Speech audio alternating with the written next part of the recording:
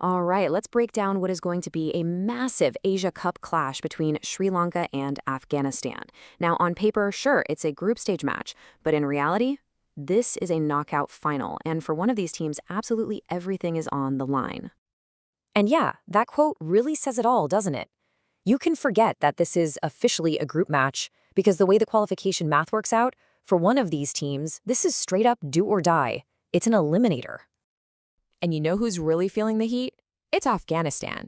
Their entire tournament, their fate, it all comes down to this single game. So why are we calling this a knockout? What makes it so high stakes? Well, it all boils down to the qualification scenarios. For Afghanistan, the equation couldn't be simpler. You win, you get to 4 points, and you go through. And because their net run rate is so good, a win for them means Bangladesh is out. There are no second chances here. This is their final. Sri Lanka, on the other hand, they've got a pretty comfy safety net. They're in such a strong position that, look, as long as they don't get absolutely hammered, they're going to qualify. And that difference in pressure, that is going to have a huge impact on how both of these teams play this game. Okay, so let's dig into how both teams are actually looking heading into this decider. Because here's the thing, neither one is coming in with a perfect, flawless record. Not by a long shot.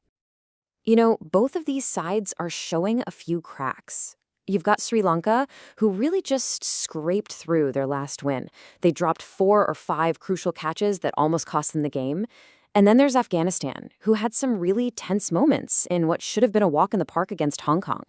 So yeah, neither team is at their absolute best, which just sets the stage for a really nervy game. And this right here, this gets to the very heart of what's driving Afghanistan. For them, it's not just about qualifying. Every single time they step on the field against a top-tier team, it's a chance to prove they're not just here to make up the numbers. They're here to show they are genuine contenders. They want to make a big statement. So that burning desire to win leads us to some pretty serious strategic questions for the Afghan camp. And those questions are mostly about their biggest strength, that world-class bowling attack. The big puzzle for their captain is just how do you get the most out of your key weapons? They've got the talent for sure, but in that last game, the execution, it just wasn't quite there.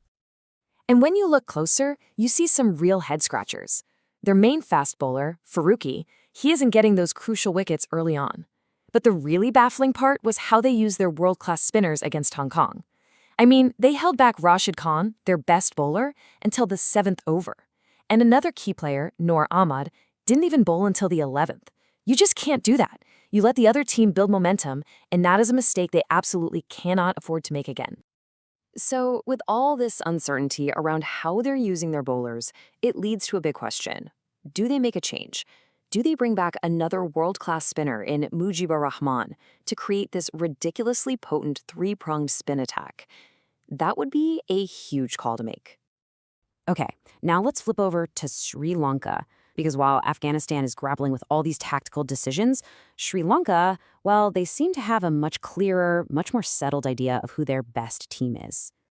And that right there is the key difference. Don't expect any big surprises from Sri Lanka.